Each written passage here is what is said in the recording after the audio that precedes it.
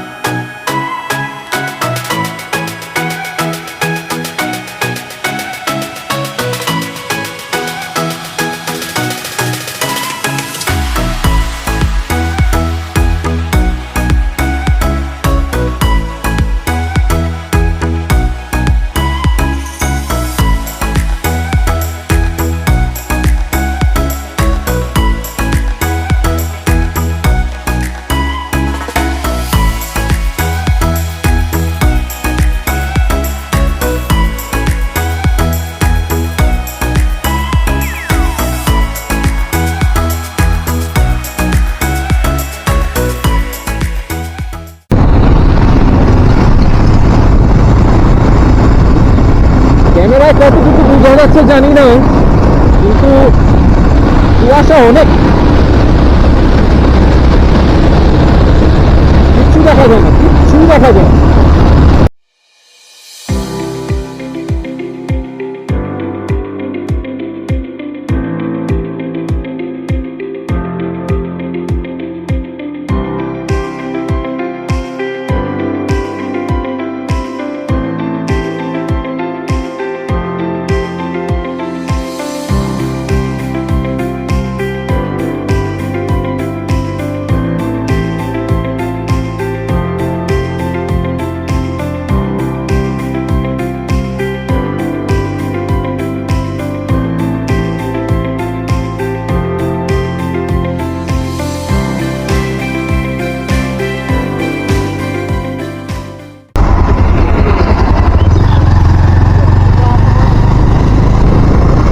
Finally আলহামদুলিল্লাহ যে আমরা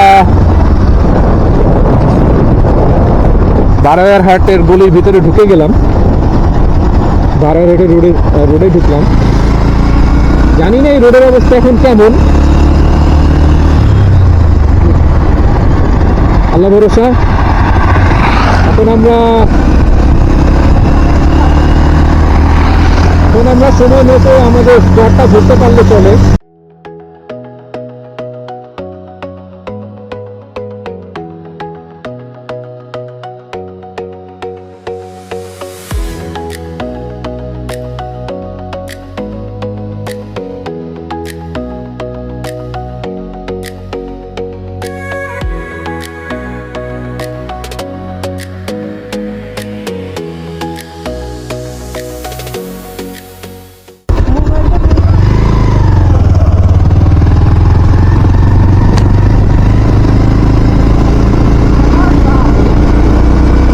আমরা অলরেডি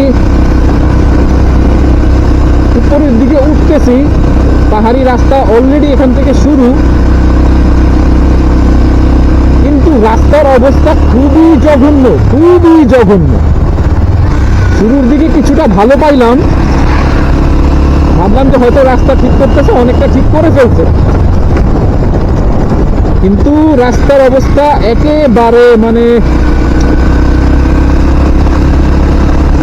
কি আর বলবো।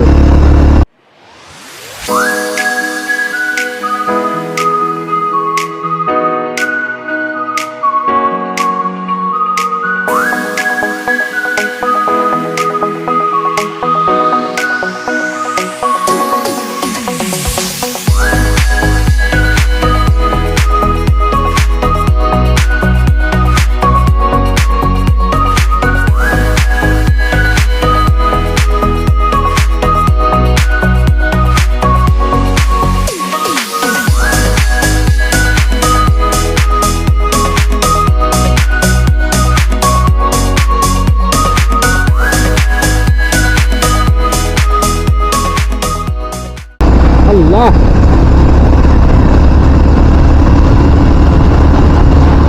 মানে সাজেকের রাস্তা আর এ মানুষের মানে কি আর বলবো, মুড দুইটাই সেম, বুঝাবো বা একবার ভালো এই খারাপ, আবার ভালো এই খারাপ। অনেকক্ষণ পর ভালো একটা রাস্তা পাইলাম, পাশে অনেক সুন্দর ভিউ।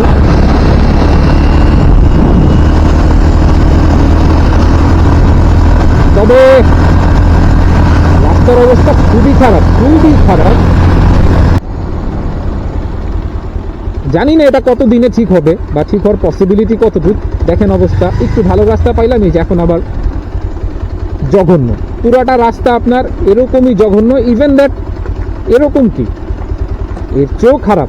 এখানে তো যাও আমি হালকা পাতলা একটু যেতে পারতেছি, ঝাঁকি নাই, কিন্তু পিছনে যে রাস্তাগুলো ফেলে আসছি ওঠার সময়, নামার সময়, মানে আপহিল বলেন ডাউনহিল বলেন, খুবই জঘন্য, খুবই জঘন্য রাস্তা। ইভেন এমন এমন সময় ব্রেক ধরা লাগে যেটা আসলে রিস্ক হয়ে যায়, যে কারোর জন্য রিস্ক। আর যারা প্রথমবার আসবে তারা তো একটু নার্ভাস ফিল করবে, এটাই স্বাভাবিক। আমার মধ্যে যে নার্ভাসনেসটা কাজ করতেছিল সেটা এখন আর কাজ করতেছে না, কারণ প্রথম আসি বা যতবারই আসি না কেন, আসলে জিনিসগুলো ডিপেন্ড করে আপনি কতটুকু কেয়ারফুলি রাইড করতেছেন সেটার উপরে। তো আর আপনার বাইকের কন্ট্রোলিং আপনার হাতে কেমন আছে সেটার উপরে ডিপেন্ড করে। তো যাই হোক, রাস্তার অবস্থা খুবই জঘন্য। সামনে যে দেখেন আরেকটা আপিল আছে, আর প্রচুর ভাঙাচোরা রাস্তা, প্রচুর ভাঙাচোরা, এত বড় বড় গর্ত আর এত বড় বড় খাদ, মানে খুবই বিপজ্জনক, খুবই রিস্কি। এই যে আমি যে একটু ছোটল দিয়ে উপরে উঠবো, মানে ভাঙাচোরার জন্য আমি সেই সুযোগটাও খুব একটা পাই না। আমার এই যে উপরে উঠতে যায় আমার বাইক স্লো করে ফেলতে হয় ভাঙাচোরার জন্য, আর এটা খুবই রিস্ক, খুবই রিস্কি। এই যে উঠে যাচ্ছি, সামনে হয়তো আবার কিছুটা ভালো রাস্তা পাইলেও পাইতে পারি। এই যে এখানে আবার কিছুটা ভালো রাস্তা, আবার কখন যে আবার এরকম মুড চেঞ্জ হয়ে যাবে রাস্তার, কে জানে।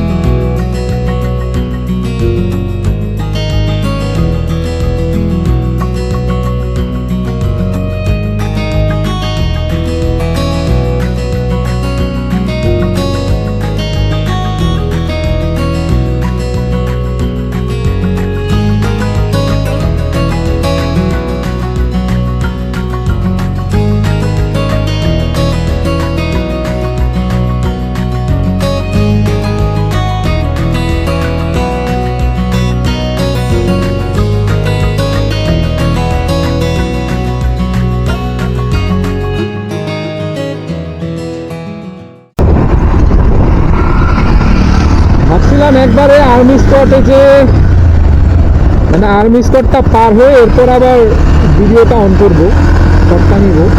কিন্তু পরে ভাবলাম যে অনেকটা পাহাড়ি রাস্তা আমি ক্রস করে আসছি, তো আপনাদের সাথে একটু পাহাড়ি রাস্তা শেয়ার করি, ভিউ শেয়ার করি, তাই আবার শটটা নেওয়া।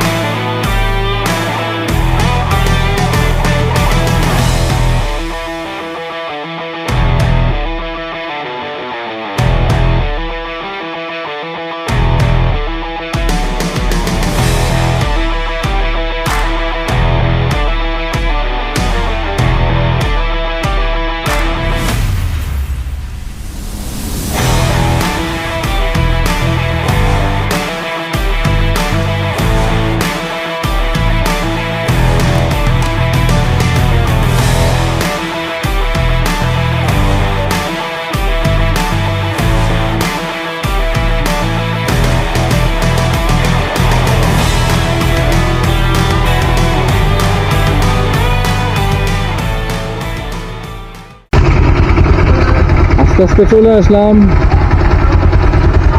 খাগড়াছড়ি গেটে, খাগড়াছড়ি গেট। এখন এখান থেকে দীঘিনালা সম্ভবত আরো 22-23 কিলো হবে। এটা হচ্ছে খাগড়াছড়ি সদর, পাঁচশো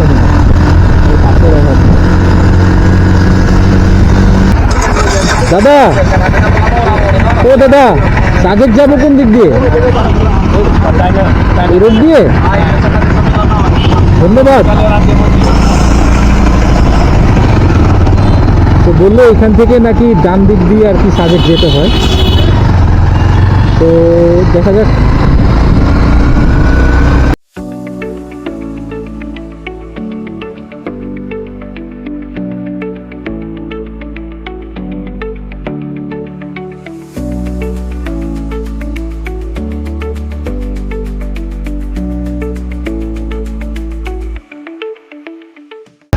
তো শাপলা চত্বরে আসার পরে এই শাপলা চত্বর থেকে বামে গেলে সাজেকের রাস্তা।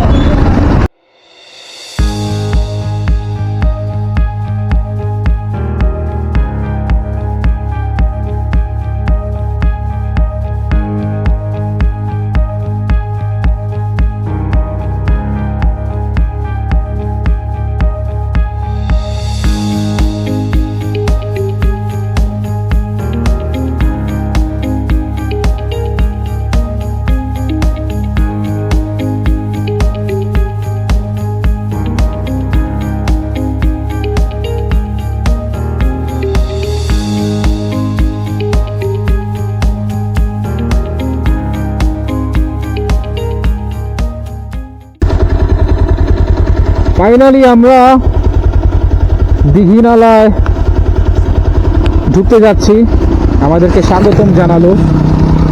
এখানে রাস্তা প্রচুর খারাপ, প্রচুর খারাপ। দেখেন এখানে এমনি ঢালু, আমার বাইক নিউট্রালে, কিন্তু অটোই চলতেছে কারণ একটু ডাউনহিল আছে। যাক, চলুক কিছুক্ষণ নিউট্রালে, কারণ পরের স্পট তো দুইটায়, কোনো তাড়াহুড়া নাই। দেখছো আমি কিন্তু কিছু করতেছি না, ডাউনহিল তো একলাই চলতেছে, দেখো বাইক নিউট্রালে।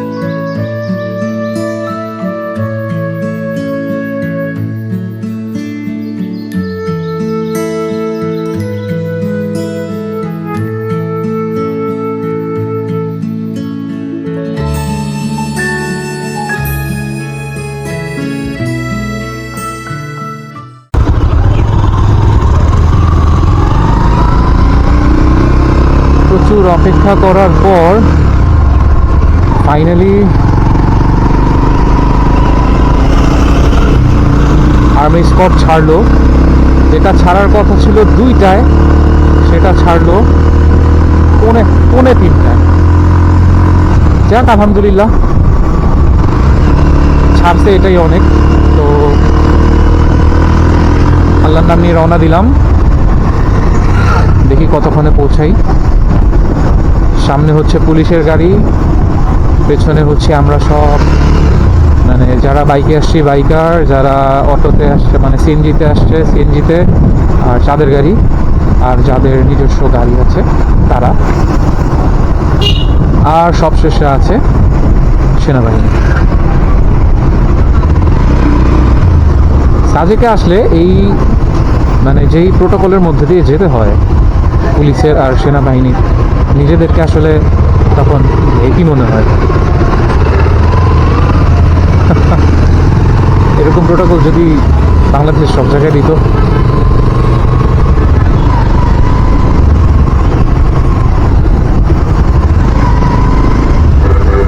এখানে প্রচুর গরম।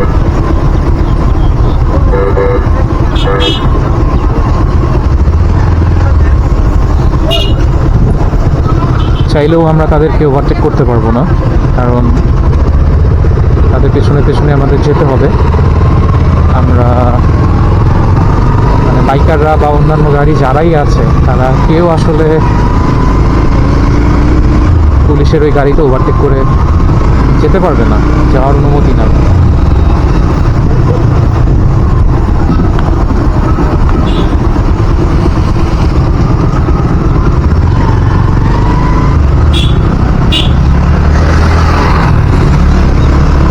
কিছু কিছু বাইকার আছে এই যেরকম আপনার পিছন থেকে হর্ন মারতে মারতে ওভারটেক করে সামনে চলে যায়, আর তাদের কারণেই দেখা যায় বেশিরভাগ সময় দুর্ঘটনাগুলো ঘটে। যাক, আল্লাহর নাম নিয়ে আমরা আস্তে আস্তে যেতে থাকি, আর সুন্দর ভিউ আমরা উপভোগ করতে থাকি, আল্লাহর সুন্দর সৃষ্টি আমরা দেখতে থাকি।